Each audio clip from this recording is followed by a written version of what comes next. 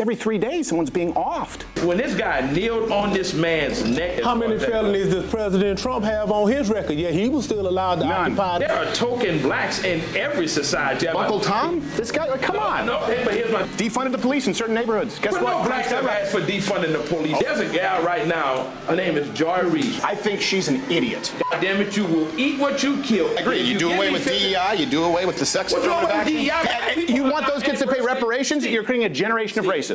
Welcome back to Rattlesnake TV, guys. Steven Crowder is back on the road doing the Change My Mind series and also the Barbershop series. Absolute music to my ears. And this edition of his Barbershop series did not disappoint one little bit. The topic is about black fatigue. They debate reparations, they debate DEI and all sorts of things. And I'm telling you that the irony, the contradictions, and the double standards are littered throughout this. And I'm going to point out every single one. So with that, let's get into the clips. We have all been accused of racism, sexism, misogyny, homophobia. What I'm saying is black fatigue is white people going, you know what? I know I'm not racist. And I know that we're dealing with record crime, and I know that I'm more at risk. And they have negative interactions, and they're constantly told that they're not allowed to voice their fucking opinion because they're white. And if those people get pissed off, like that's where we actually could end up with some kind of, I'm telling you, I see this brewing. I see people who were milquetoast white suburban who are becoming actually racist. Now, not all of them, but I've seen people actually become racist because they get mugged, their store gets looted, and nothing gets done. They're going, and if I say something, it's turned into a racing. I'm telling you what, that's where it's coming from. At what point do we have a talk and go like, okay, let's reform justice, but we have to be honest as to why it was reformed in the first place. This guy, it's not even the only one. It's every 3 days someone's being offed. So I think that that's a fair assessment of what they call black fatigue. But when Steven Crowder says that he's noticed people becoming racist, I would be interested to know what he means by that, because I do think that there's a difference between pattern recognition and racism. I mean, if you hate all black people and every black person that you meet, just because they're black, then sure, that's definitely racism. But if you're in South Central LA at nighttime and you cross the road if you see a group of black people, then I would say that that is not racism. That's pattern recognition. And that would be the street smart thing to do. Now watch this next part closely as we delve deep into the avoid accountability at all costs portion of the debate. Watch how they jump from excuse to excuse, from talking point to talking point, and we will break it down as we go. See what you notice here about the line of reasoning that they give, and then I'll check it up. This whole thing about DEI was, number one, not as much targeted towards blacks as much as it was targeted towards minorities, which includes that LGBT. I agree. Right? So when we talk about that, we need to really deal with the real problem. And as it relates to the riots, let me tell you something right now. Listen, in the black community, I'll be the first thing now. We do have intractable problems that are not going to be solved in one conversation. But what I'm going to say about that, as well as the reason why the black community becomes so infuriated, all right, is when you see gross negligence of justice or misjustice happening and nobody does anything. When this guy kneeled on this man's neck, we're going back to George Floyd. Look, if he had done something when he was subdued and on the ground, what was the real reason for kneeling on his neck except to inflict fatal harm? What was it? I can tell you exactly what it was, and I can tell you why you're not recognizing the problem. Because the opinion polls, and I'm not saying right or wrong, the opinion polls have changed on George Floyd since I last spoke with you. You know why? Why? All the body cam footage came out. You know what? You know why? Because he was there for 12, 15 minutes, asked to be put in the car, they put him in the car, asked for air conditioning, gave him air conditioning, asked to be taken out of the car, they took him out of the car. He wouldn't stop moving. People have watched it now and go, you know what? It's not what I thought it was. You know how many times he was arrested before that? 9. He shouldn't have been. You know what would have saved him? 3-strike policy. He robbed a woman at gunpoint with a child in the house.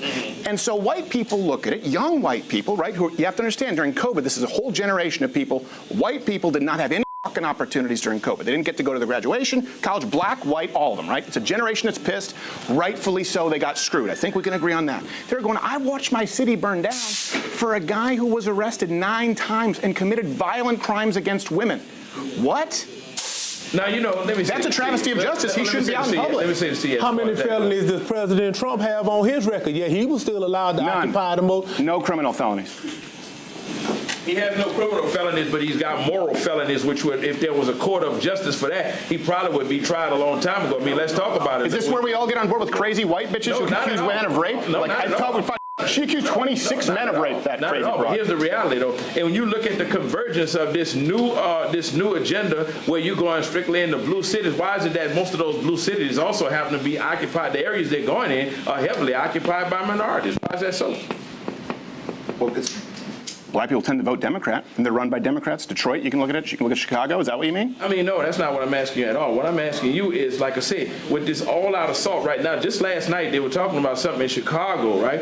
But at 1 o'clock in the morning, you had people in military gear, what have you, helicopters and all this kind of stuff like this here, not just knocking doors down, but dragging people out. Because it's the murder capital of the country. You just said black people are more harmed by this. We don't want to take out murderers? No. I think really what you was you're confusing what I'm trying to say to you. Are you talking about the National Guard in Chicago? No, what I'm trying to say to you is this, though. If we're going to talk about the problem, let's talk about the problem in its totality. The fact about it is, when you talk about white America being pissed, white America is going to always find a reason that doesn't fit their narrative. So what we just saw is, first of all, they refer to the "but George Floyd" argument. When this guy kneeled on this man's neck, we're going back to George Floyd, Which is faulty, and we know that now, based upon the investigation from the full body camera footage, as Crowder said, and also what police protocol is in terms of the knee on the neck or the back, the autopsy results, and much more. It's safe to say that that card is not as effective anymore as it used to be. And then they go with the orange man bad card. How many felonies does President Trump have on his record? Yet he was still allowed to occupy the most. No criminal felonies. Trump is a felon because he shuffled a few bits of paper around and because allegedly he had sex with a porn star. Nice. And then paid a bit of hush money. Did you know about the $130,000 payment to Stormy Daniels? Nice. And then, of course, when Crowder effectively refutes those arguments, the next one that has to come in behind is the blame the white man card. White America is going to always find a reason that doesn't fit their narrative. The white man is fear-mongering. The white man is actually just building this narrative. And keep your eyes peeled, guys, because the cope continues. But what have you. But what white America fails to talk about, and what never ceases to amaze me, is the fact that the biggest threat is not going to come from blacks. The biggest threat is coming from within. You look at the average person that's been committing some of the most heinous crimes over the days, it's 22 to 29-year-old white males, right? Look at how ready they were. It's just not true, man. Violent crime, you just said, like you said, a small percentage of the country, about 12 to 13%, 50% of the violent crime, but the murder, a 12 times likelihood. That's a skewed stat. If you just, so you don't listen to them? No, I said that particular stat is skewed. It's not skewed. These are from the FBI, DOJ. 13, And you know what else we look at? We look at Roland skewed. Fryer from Harvard, who conducted it, black guy, black professor, really respectable guy, honorable man, conducted a study, and he came out and he said, yeah, all of my research says that black men are 0% more likely to be shot by police officers than whites. Black people got so mad at him, he reconducted the study, a black man from Harvard, and he came to the same conclusion, and now he's not black enough. Wait, so let me see if I understand you clearly. Yeah. You're saying, according to this guy's statistics, right, that black people are 0% less likely to be shot by a white police officer. A liberal professor at Harvard, yes, and he conducted it twice. Because black people said what you're saying. He goes, look, I was as surprised as you. I was trying to find how much worse it is. My data showed me it's not. He reconducted the study an entire time. Now, he did come to the conclusion that an officer is 18 times more likely to be shot than a black man by an officer. This is a black liberal who studies statistics. At what point do you listen to him? He may be a black liberal. Once again, I don't believe that's a skewed white too. institution, and if he comes out and says something of the sort, there's no telling the backlash that he may not get. Listen, there are token blacks in every society. I mean, all you have to do is look back throughout. And there we history, go. right? And Uncle Tom? This guy, like, come on. No, but here's my thing. Here's my thing, Steve. Right? I'm not alleging that the guy wasn't Uncle Tom, but let's be frankly honest. How many shootings have happened in most recent history that have involved black men that have been unarmed? And you sit here and use that analogy that black men are zero. Okay, so just on this study here that Crowder is referring to, in terms of lethal force with officer-involved shootings, the study found no statistically significant differences when it came to shootings. And this is in terms of when you look at it from the raw data or adjusted for contextual variables. In other words, once you take into account all of the available controls, the likelihood of being shot in this situation doesn't differ from black to white. And in the city of Houston data, where they had detailed reports, Fryer found that blacks were slightly less likely to be shot than whites in situations in which lethal force might be justified. And I mean, this kind of does make sense because you do not want to be the next Derek Chauvin. But then, even though Crowder pointed this out, what's the excuse coming from the other side? Well, this guy must have been subservient to Harvard, where the study was conducted. Yeah, super conservative white supremacist Harvard, guys. I mean, I'm sure that that liberal black professor would have been absolutely terrified for his career had he published study results that favored liberal talking points. Let's keep moving. What I'm saying is right now, when it comes to we did stats, deal with it. who controls that narrative, Steve? We did deal with it. You know, we dealt with it in liberals in blue cities. Cashless bail, catch and release. We did everything that was demanded. Defunded the police in certain neighborhoods. Guess But what? no blacks have asked for defunding the police Oh, yeah. officers. Oh, yeah. Well, here's the deal. Now, I will say it's mostly. That's what I'm saying. Yeah, it's mostly black women. It's mostly black activist women. And Yeah, that's what they're not representative of black men. I get that. Just like the guy who killed the lady on the bus that you were talking about earlier, right? He doesn't represent black America and what he did. I mean, listen. Here's where he does. Just listen to me here. Here's where he does. Here's where he does to a lot of people. And this is what I'm just trying to, because last time I sat and listened, but I want you to hear something really important. Here's where he does. Young white, that person's parents, that person's relatives, look at it and go, wait a second. This guy was out 14 times, and the reason he was out 14 times was because a black female judge, in the name of restorative justice, who has received funding from NGOs, said, we're going to have cashless bail and catch and release and the IOU policy in the name of racial justice. So people are going, my daughter's dead because it would have been racist to keep this guy in jail. You need to understand that, right? But you understand it, though, right? Because you just made those same judgments about people who existed 150 years ago. Yeah.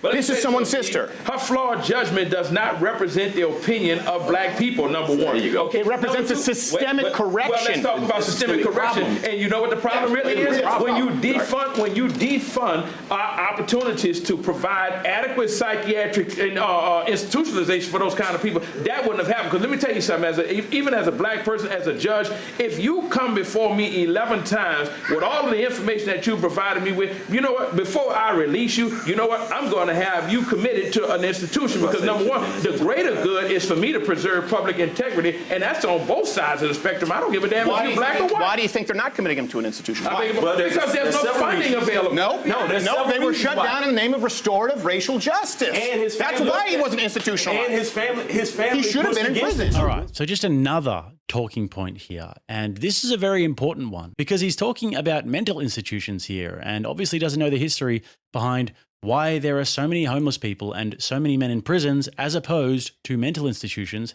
how it used to be. In the 1960s and 70s, the deinstitutionalization movement framed itself as a part of the broader civil rights and anti-authoritarian wave, freedom from coercive state control. Activists argued that mental hospitals were another form of state oppression, and they especially impacted poor and minority populations.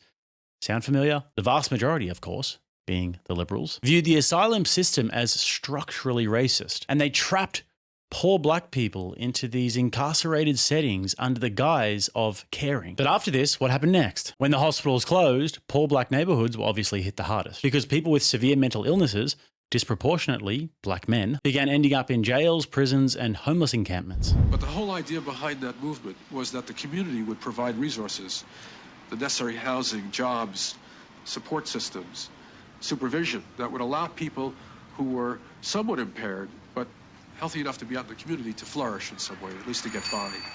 And the second part of the equation never happened. Patients were released to the streets, but they didn't get the kinds of supports that were shown to be needed in order to improve outcome. Many people found themselves trapped in a vicious circle, either emergency readmission into the hospital or an unsupported life back on the streets. And I actually have a little bit of personal experience with this. I used to work at the Salvation Army for a few years, and what would happen was when people would be released from prison, the mentally ill, instead of them going to a mental hospital, they would come straight to where I work, to these charities, and we would have to deal with them. But anyways, back to the point, this great moral crusade to liberate the oppressed from mental institutions didn't free them at all. It pushed them into prisons or on the streets. And the irony is that it's the liberals who they still vote for and the civil rights activists that actually made this happen. Want more irony? Check out this next clip and see who calls who out for having too many excuses. The biggest problem that I have is that you constantly get bombarded with the excuses, all right? When you really come down to it, let's be honest, man, and let's be really truthful with one another. Ask yourself, what do you expect when you look at architectural oppression, economic depravity, and social disparity? What would you call it? I mean, bad decisions. Huh? Bad decisions. Bad decisions. Yeah, I think right now in 2025, it's bad decisions. I think everyone can make better decisions. And you know what? I'll even go here with you. In all fairness, I think that's absolutely true. So my question for you is, how do we move past this? Yeah. Okay. How do we move past I agree with you. I agree. And I think maybe we'll find some common ground here. If we agree there is personal accountability and bad decisions, and I think we also all agree that feminist white are the worst demographic in the country, along with lesbians. There's a great book that says that they were her property. See, that's what I'm saying. Like I'm telling you, like believe me, I don't have a. Hold on. Let me just clarify, and I mean that. Angry white feminist and lesbians, because if they didn't vote, we wouldn't have half of the shit. But, and this is one thing I appreciate about black men, that white men are so, black men can talk about these things, and black men are okay being masculine. White men are told it's sexist. There's a lot there. Personal accountability decisions. Now, just take that and apply it. What you kind of just did here is you blamed white people, without realizing it, for systemic discrimination, and that removes autonomy from a white person to be accountable and also rewarded for their good decisions. So if we agree it's bad decisions, personal accountability, we'd all be against reparations, and we'd all be against the criminal justice reform. I'm definitely for reparations. I'm for reparations. So see, that to me, you said excuse. Yeah. That sounds like an excuse to me. You ain't paid me back. You ain't paid me for what you owe me. It's what did I take from you? You can't start another bill what did I take until from you pay this old bill. What did I take from you? You didn't take but your ancestors. But you just said you. When I say you, I meant it as a euphemism. But can you understand why white people hear it and get pissed off? Yeah. Because I can take shit. But they're not mad about the advantages that were built into their lives. So you want young people to pay? Sounds like an excuse. And even without paying us back, Steve, know what my thoughts are on this here. Give us an opportunity to exercise our ability and our autonomy. Let me give you a perfect example.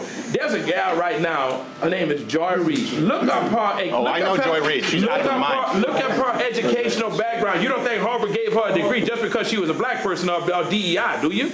I think she's an idiot. Okay, so but not because she's black, because she's an idiot. Okay, so you're entitled to that. I think Van Jones is smart, and I disagree with him. Joy Reid has said things that are so verifiably untrue. It's insane. Okay, so but you know, as a man, I'm gonna indulge you and say, hey, you know what? I'm not gonna indulge you. I'm gonna respect your opinion, your frame of thought on that, right? I beg to differ tremendously, but nevertheless, though, that's why we're having this open discussion. But let's really talk about where we need to go from here on, and that is the fact that black people have every sense of entitlement as it relates to having reparations. And I'm going to tell you why, right? Because nobody has ever been as more loyal to white people despite the treatment than black people have, right? Nobody. You show me one race. You know what? They make options and opportunities available when other ethnicities come here or what have you that we will never get a chance to have, right? And then they turn around and tell us, stop asking about reparations. Whenever we want to ask for equality and fairness, it's a problem. So white America. So it spends several $1 trillion.